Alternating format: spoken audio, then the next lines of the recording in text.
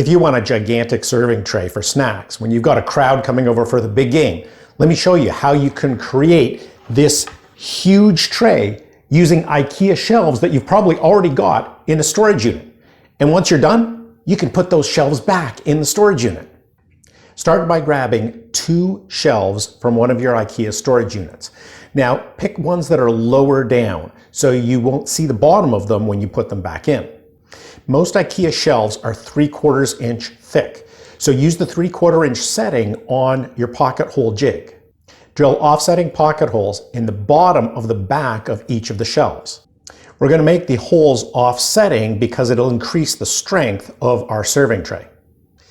Clamp the shelves with one clamp that will hold the 2 shelves together and a second clamp that will hold the joint flat. Attach the 2 shelves to each other with 1 1/4 inch pocket hole screws. Place long strips of foil on a table and then place the 2 attached shelves on top. Fold the foil over and tape it to the bottom of the shelves.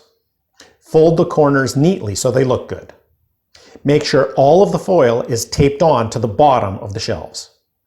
When you turn it over, you have your gigantic serving tray.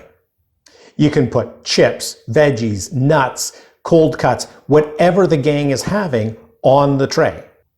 Just look at how many bowls and trays you can fit on this. Now you can carry it in to where everyone is watching the game.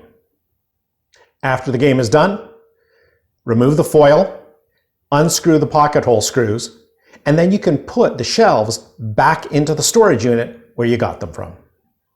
Use this IKEA hack to create a gigantic serving tray for when the crowd comes over to watch the big game.